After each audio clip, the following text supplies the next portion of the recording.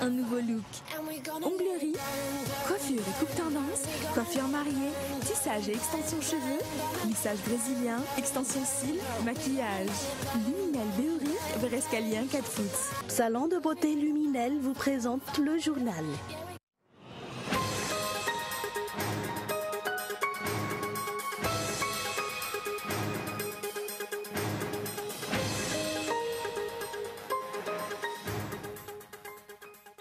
On parle actuellement de 80 signatures collectées à Timbazaz. D'autres sources parlent de 45 signatures pour le mémorandum de stabilité. Quant aux députés de la nouvelle majorité parlementaire ou NMP, ils préparent leur prochaine rencontre avec le président de la République dans le cadre du pacte de responsabilité.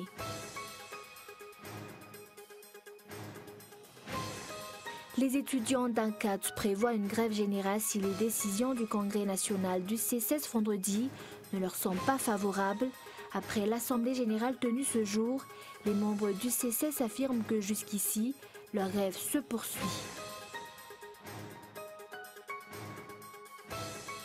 Le Venezuela hausse le temps et ferme sa frontière avec la Colombie. Vive tension entre les deux pays, une embuscade entre une patrouille de lutte contre la contrebande qui a fait plusieurs blessés.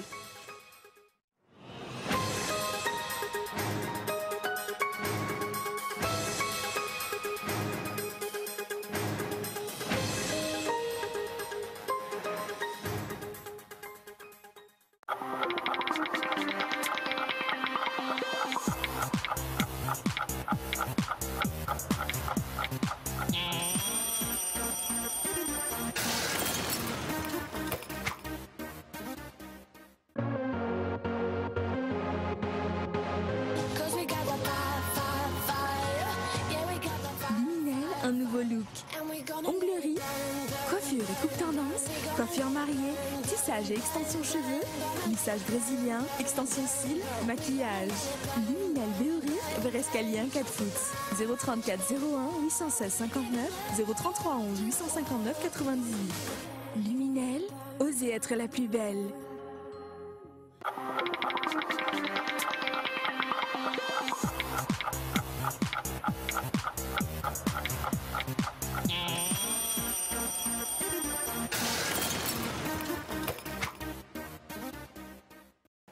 Bonsoir à tous et bienvenue dans ce journal. À la une des actualités de ce jour, on parle actuellement de 80 signatures collectées à Timbazaz. D'autres sources parlent de 45 signatures pour le mémorandum de stabilité. Et quant aux députés de la nouvelle majorité, ils préparent leur prochaine rencontre avec le président de la République dans le cadre du pacte de responsabilité.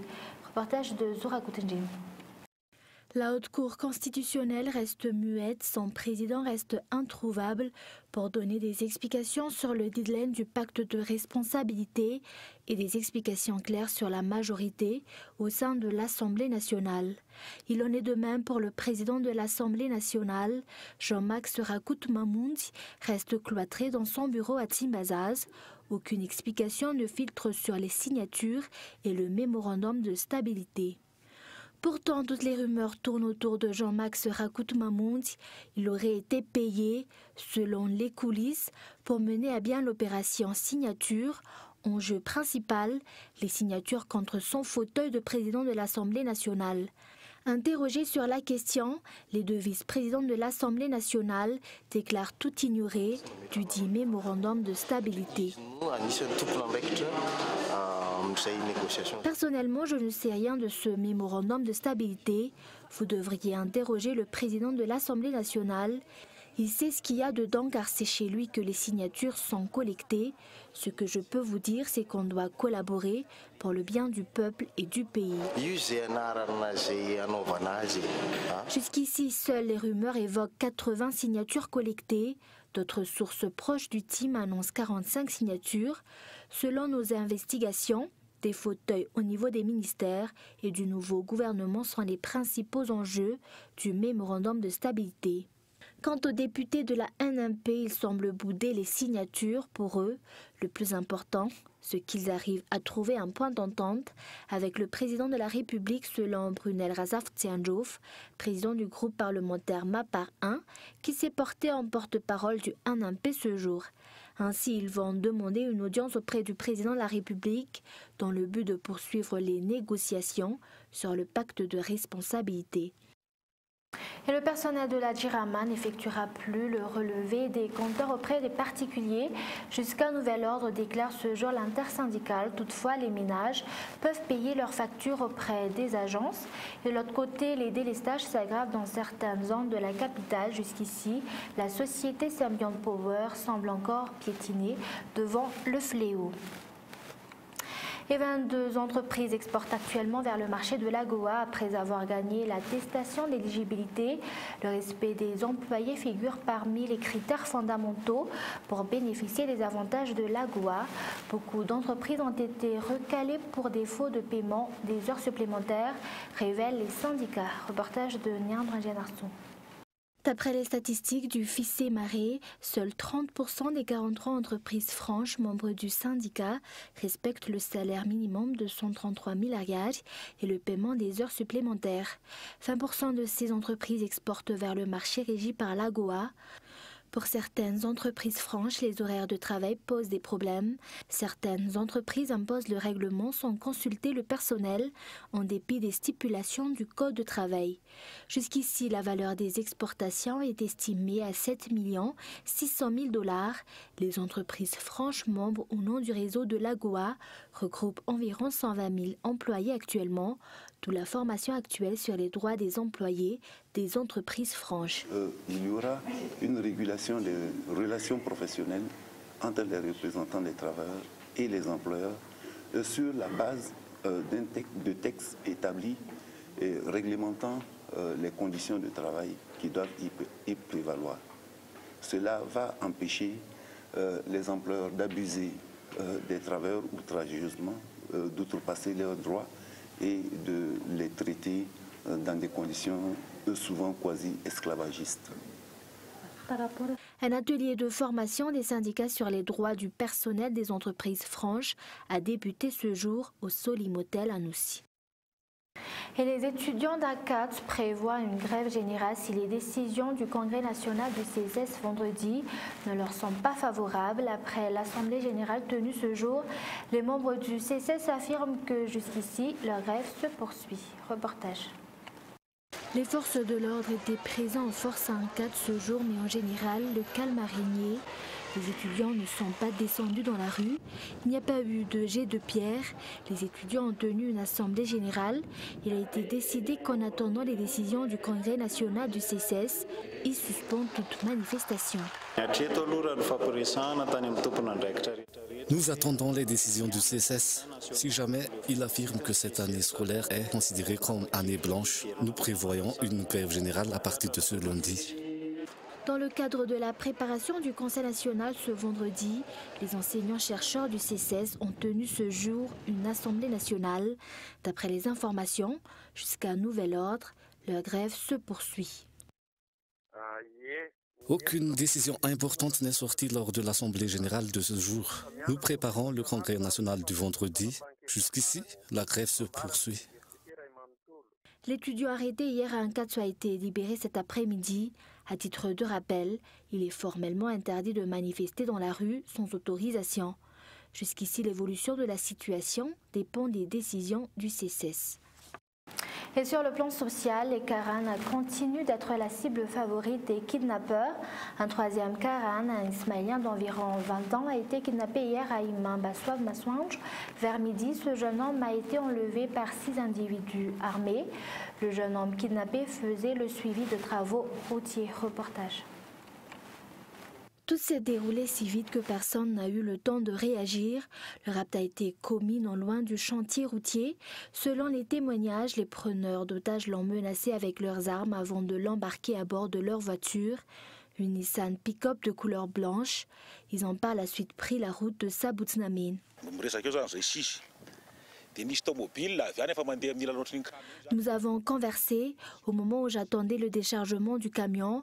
Une voiture de marque Citroën C15 est alors venue. Elle roulait très vite et s'est arrêtée près de nous.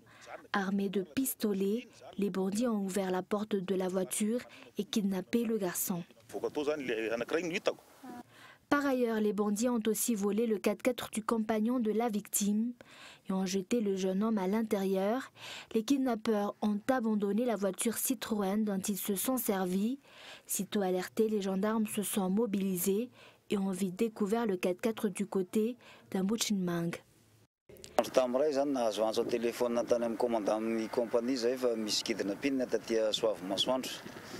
C'était vers 1h de l'après-midi qu'on a reçu un appel téléphonique venant du commandant de la compagnie. Il y a eu un kidnapping à Swavmaswanj et nous avons installé un barrage à Valan Tsufnunj, un Bumang et au poste avancé à Tanambao et à Talat. Quand les barrages sont montés, les patrouilles commencent et nous avons fait le tour du quartier. Et c'était vers 18h du soir qu'on a retrouvé le 4x4 dont ils ont utilisé pour embarquer le jeune ismaélien à un Buchinmang. Il n'y avait plus de personnes, même les clés n'étaient plus là. Nous avons ramené la voiture à la brigade de Sabutnamin.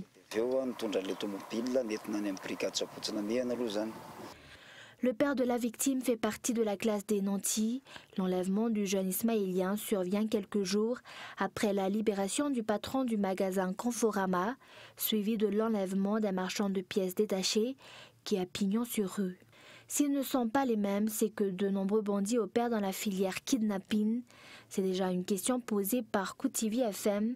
Qu'est-ce qui garantit que ces malfaiteurs ne récidiveront pas une fois la rançon obtenue? Le fait est que l'insécurité connaît une forte recrudescence. Et place aux actualités internationales, le Venezuela hausse le ton et ferme sa frontière avec la Colombie. Vive tension entre les deux pays, une embuscade entre une patrouille de lutte contre la contrebande qui a fait plusieurs blessés. Reportage de France 24. Nicolás Maduro persiste et signe. La frontière entre le Venezuela et la Colombie restera fermée jusqu'à nouvel ordre. Nous avons besoin d'une nouvelle frontière car celle-ci est pourrie. Nous sommes victimes du capitalisme, du modèle capitaliste de droite du régime paramilitaire colombien. Ainsi, ce pont qui relie les deux pays est désormais infranchissable. Seuls des bus sont autorisés à faire la navette, à leur bord des Colombiens résidant au Venezuela que Caracas expulse de son territoire. Président Maduro, je vous le demande avec le cœur sur la main. Je suis avec ma fille ici. Nous avons faim. Je n'ai rien mangé de la journée. Je n'ai pas d'argent. Je veux rentrer chez moi, s'il vous plaît. Par cette décision, le Venezuela souhaite ainsi lutter contre la contrebande qui sévit à la frontière, et ce, après une embuscade contre une patrouille qui a fait 4 blessés. La Colombie, elle, condamne cette fermeture. Nous sommes convaincus que cette décision n'aidera pas les deux pays à lutter contre la contrebande. Ce que cela engendre, c'est une situation compliquée pour les personnes qui vivent de part et d'autre de la frontière. De nombreux contrebandiers opèrent le long de la frontière, un trafic qui concerne principalement des produits comme l'essence et la nourriture. Les Vénézuéliens bénéficient en effet de subventions publiques sur les produits de première nécessité, entraînant de gros écarts de prix entre les deux pays. Le 6 décembre prochain se tiennent des élections législatives cruciales pour le président Maduro, pour lesquelles l'opposition part favorite. Une première depuis l'arrivée au pouvoir de l'ancien président Hugo Chavez en 1998. Et après 2 jours de dégringolade boursière, la Chine intervient pour soutenir l'activité économique. Une intervention très attendue à travers le monde. Toutes les places financières ont été touchées par le ralentissement chinois. France 24. Fièvre est retombée ce matin dans cette salle de marché parisienne, même si les traders restent dans l'incertitude. Il a perdu un peu ce matin ou pas sur l'or? Le CAC va-t-il s'effondrer comme hier? Quelques minutes après l'ouverture, les nouvelles sont bonnes. La bourse parisienne reprend des couleurs. Aujourd'hui, la France ne cédera pas à la panique asiatique. Donc là, on voit le mouvement qu'on a vu hier, donc la baisse qui est quand même assez importante sur le marché. On voit la violence du mouvement d'hier, et puis aujourd'hui quand même le rebond technique qu'on observe sur le CAC 40. Les bourses occidentales semblent prêtes à résister à la crise chinoise. On a eu un mouvement de panique hier, qui peut être d'ailleurs associé à un mini-crack parce qu'on a eu des performances vraiment fortement négatives sur les bourses mondiales. Mais aujourd'hui, on ne craint pas, on va dire, on ne va pas valider ce scénario de contagion à l'économie mondiale. Depuis hier, la fébrilité européenne est due à la dégringolade des bourses chinoises. Ce matin, comme hier à Shanghai, la bourse a clôturé en baisse de plus de 7%. Même chose à Shenzhen. Une panique boursière qui touche aussi Tokyo au Japon, en baisse de 4%. Les investisseurs perdent confiance en une Chine première puissance mondiale qui s'essouffle. L'atelier du monde est en effet en perte de vitesse. Fini la croissance à 2 chiffres. Le gouvernement prévoit une croissance à seulement 7% cette année, le pire résultat depuis 24 ans. Autre indice du ralentissement chinois, la chute des échanges. Les exportations baissent de 8,3%, les importations de 8,1% en un an. Les usines tournent au ralenti, l'activité manufacturière est au plus bas depuis 2 ans. Autre source d'inquiétude, la bulle immobilière chinoise qui pourrait être sur le point d'exploser. Les ventes sont en net recul cette année. Et un rappel des grands points développés dans ce journal. On parle actuellement de 80 signatures collectées à Timbazaz. D'autres sources parlent de 45 signatures pour le mémorandum de stabilité.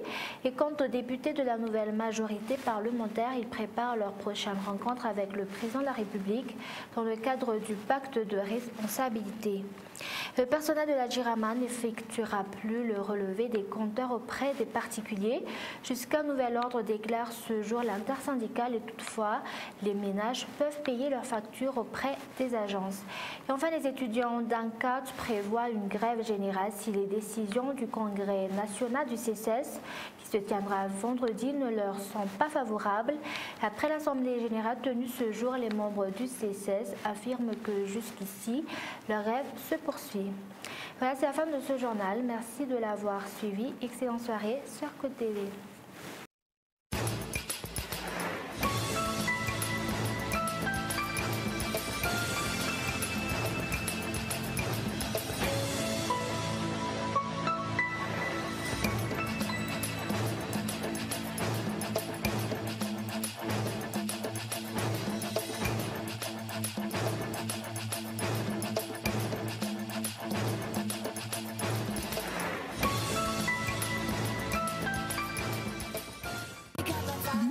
Un nouveau look. Onglerie, coiffure et coupe tendance, coiffure mariée, tissage et extension cheveux, lissage brésilien, extension cils, maquillage. Luminel Béoric, Verescalien 4 foot. Le journal vous a été présenté par Salon de beauté Luminel.